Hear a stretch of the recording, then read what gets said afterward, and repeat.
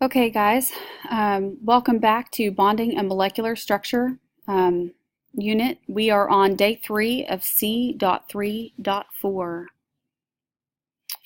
All right, remember we're going over binary nomenclature. There are 3 forms to learn. You learned the first form yesterday for binary covalent.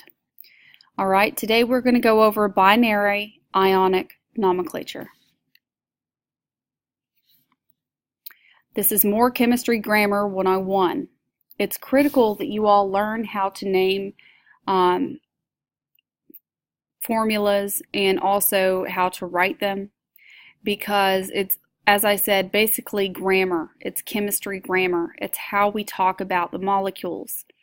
And if you cannot communicate with grammar or you cannot understand the grammar being used, then it's kind of like learning a foreign language. Then you really won't be able to do word math equations and this sort of thing.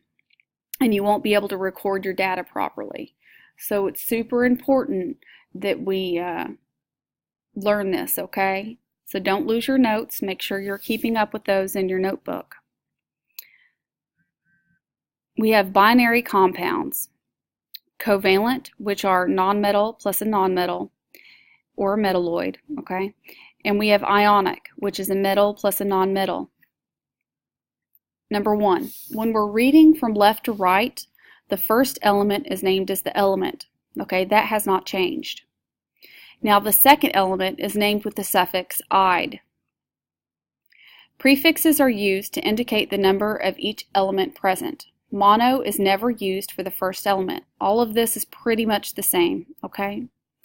The letter O in mono and the letter A in the prefixes for 4 to 10, see, tetra, penta, hexa, hepta, octa, nona, deca, are omitted if the resulting word sounds better. That's pretty much what it means. This usually occurs when the next letter is a vowel. All ionic compounds, okay, remember, cations are positive. Cations are positive. Aren't they positively cute? Okay, all ionic compounds. Antagonists are negative characters in stories. If you've ever watched Harry Potter, you know that him who shall not be named, right here, Lord Voldemort, okay, Lord Voldemort, he is the antagonist of Harry Potter, okay, he's the super duper bad guy, and these are some of their other super duper bad guy buddies, okay.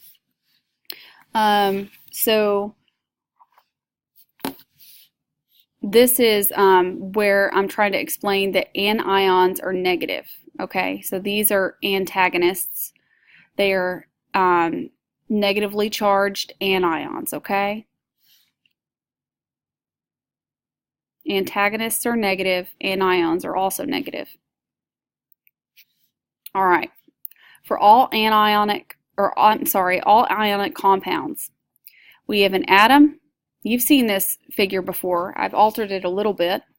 So we have an atom and an atom, which yield 2 different types of ions, right?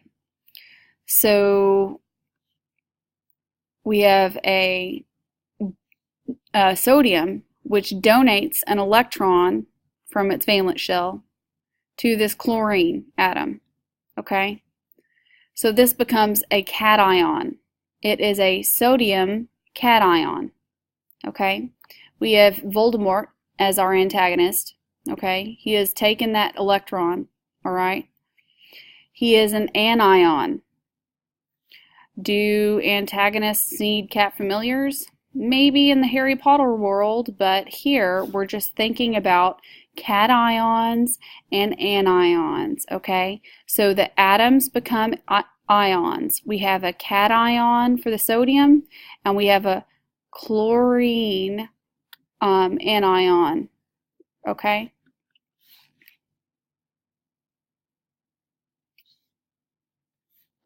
Here we have again 2 atoms, one donates, one receives, Okay? That's how it works in the ionic compound world. We have a cation for the sodium and an anion for the chlorine.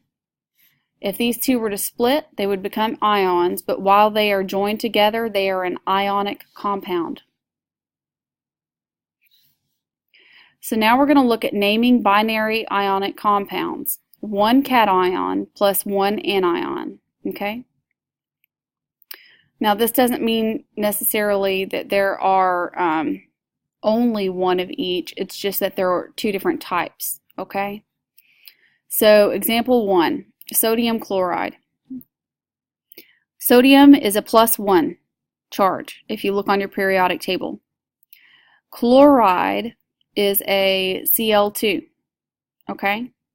It has a negative 2 charge. So this becomes a negative 1 charge. So since the positive 1 and the negative 1 cancel each other out, you simply put the two together and there's no need to have any superscripts here. Okay? There's nothing, it's neutral. Okay?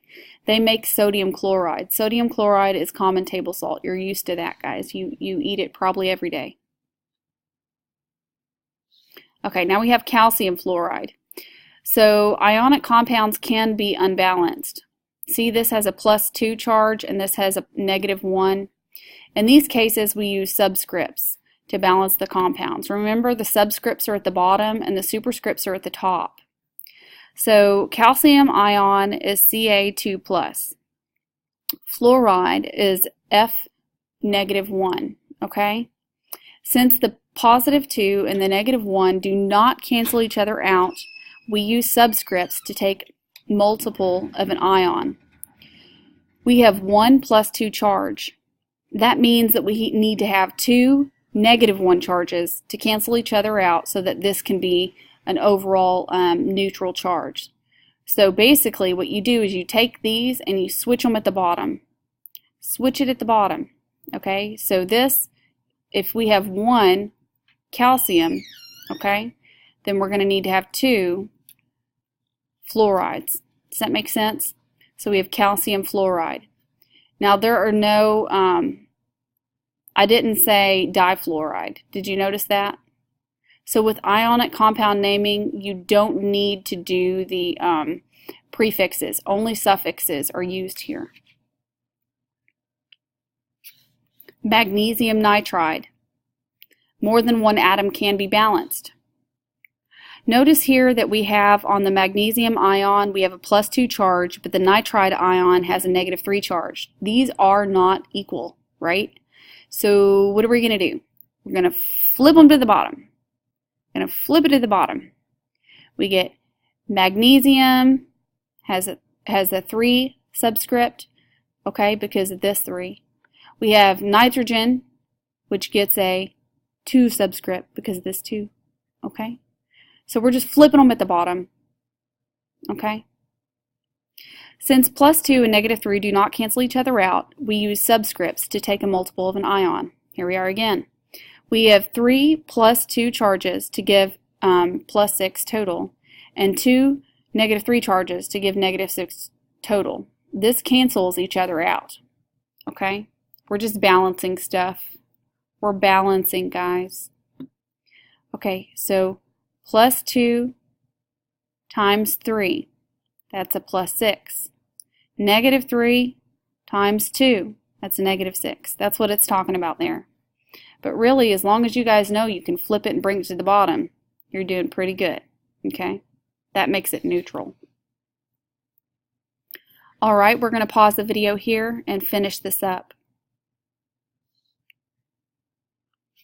Okay guys, time for binary ionic musical chairs. You know the rules, you know the game. Time to earn some points for your team.